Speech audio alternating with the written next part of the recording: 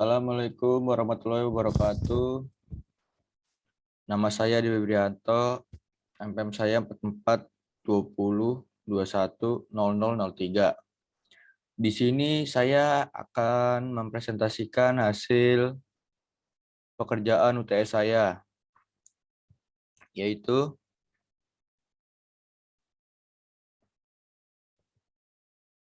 kelemahan dan kekurangan sistem informasi kalau tidak menggunakan ERP, beserta studi kasus.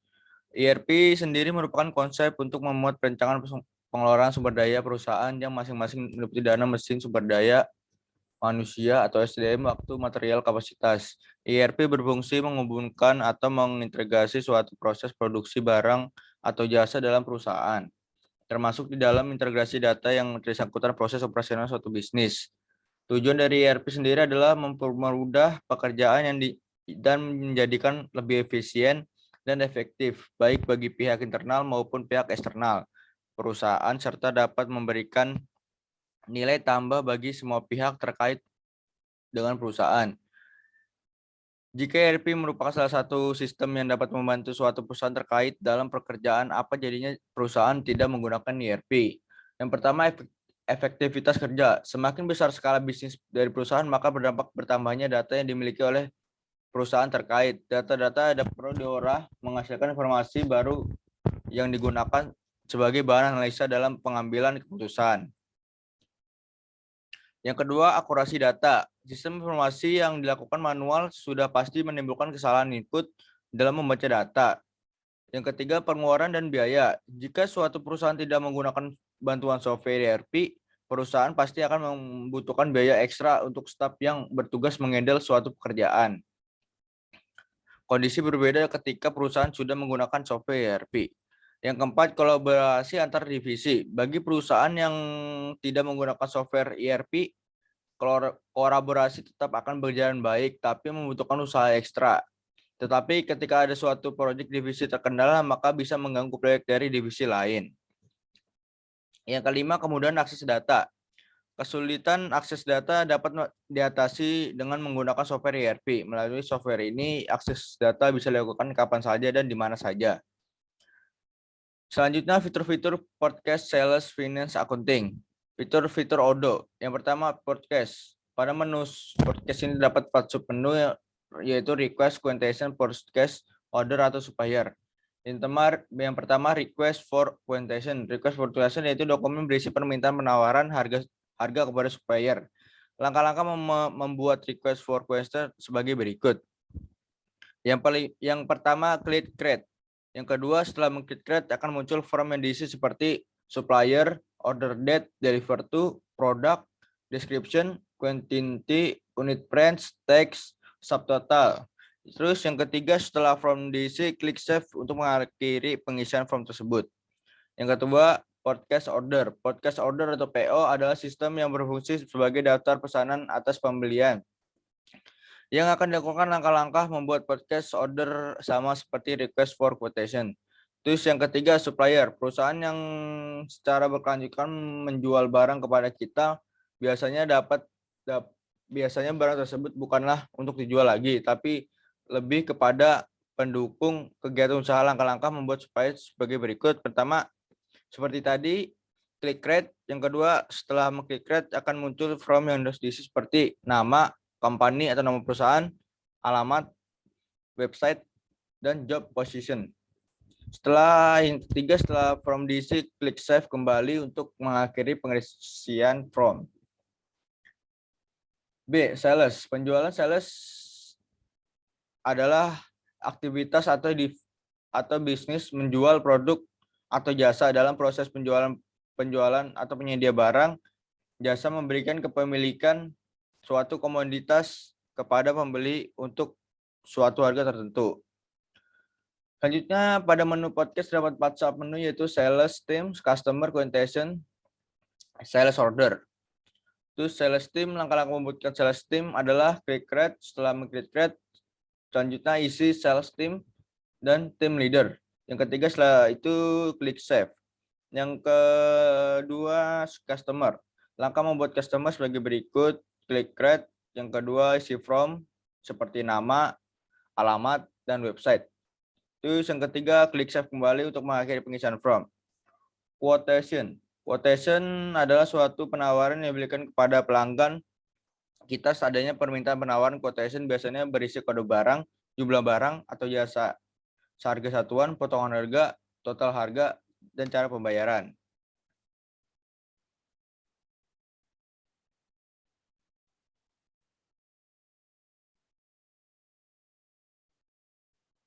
Selanjutnya langkah-langkah membuat quotation sebagai berikut. Pertama, klik create. Setelah mengklik create, isi form yang telah muncul, isi customer, pelanggan, product, description, quantity, unit price, text, subtotal. Yang ketiga, setelah itu klik save kembali untuk mengakhiri pengisian form. Yang selanjutnya sales order. Sales order adalah pesanan penjualan berfungsi untuk mencatat PO dikirimkan customer atau pelanggan, mencatat transaksi penerimaan dari customer atau pelanggan. Terus C, finance accounting, software ERP, keuangan dan akuntansi model back office ini digunakan untuk semua jenis usaha untuk mengelola data keuangan, mengendalikan cash flow perusahaan, dan menyusun laporan keuangan, informasi keuangan lain agar dapat digunakan untuk mengambil keputusan. Selanjutnya, customer. Dalam sub modul customer dibagi menjadi 5 sub, yaitu modul customer, invoice, customer refund, sales, request, customer payment, dan customer. Supplier. Dalam sub supplier dibagi menjadi 5 sub, yaitu supplier invoice, supplier refund, process, replace, supplier payment, rate check, supplier. Yang kelima, supplier memiliki status berbeda, 3 supplier berstatus paid dan 2 supplier berstatus draft. Pertama, bank and cash. Sub bank cash jadi menjadi 2, itu statement dan cash register. Selanjutnya journal entry. Pada bab ini terbagi menjadi tiga sub seperti journal item, journal entries, analisis journal item. Selanjutnya card. Dalam dibagi menjadi 3 sub, yaitu seperti cash account, card analysis, account, card text. Selanjutnya budget. Budget setelah dapat diprediksi 2 macam, yaitu flash budget pesimistik dan budget optimistik. Aset terbaginya menjadi 2 juga, yaitu aset dan aset hikirisi. Terus periodic processing terbagi menjadi 4 sub, yaitu draft entries, reconciliation, recurring entries, and end of period. Selanjutnya reporting dalam sub terbagi menjadi 2, yaitu legal report dan generic report. Selanjutnya configuration.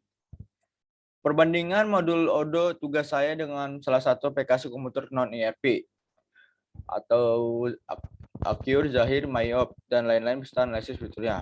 Saya mengambil perbandingan yaitu Odoo dengan Zahir Accounting. Zahir Accounting adalah software akuntansi keuangan terbaik penuh inovasi yang berbeda dengan software akuntansi lainnya. Zahir Accounting software yang disebut business management software. Kelebihannya mudah digunakan oleh non-akuntan dan sudah disediakan pemberi khusus. Selanjutnya desain user interface atau tampilan menarik sehingga mudah dipahami. Selanjutnya faktur laporan yang didesain sesuai dengan keinginan kebutuhan pelanggan. Selanjutnya laporan dapat dikirim via email atau export sebagai format. Terus menggunakan database client server sehingga dapat lebih handal menangani data besar. Terus fasilitas hingga kapasitas dapat dipilih sesuai kebutuhan sehingga cukup membeli 1 paket. Selanjutnya berbagai grafik analisa berbisnis interaktif yang tersedia dapat 1 layar. Laporan dapat diklik untuk melihat detail transaksi, terus seluruh transaksi dapat diedit dan dihapus, memudahkan dalam mengambil keputusan bisnis. Terus memiliki berbagai opsi fasilitas. Selanjutnya serial number, loss and expected date, giro mundur. Sinkronisasi data antar cabang melalui internet, dial-up. Hal ini dapat dilakukan oleh software lainnya.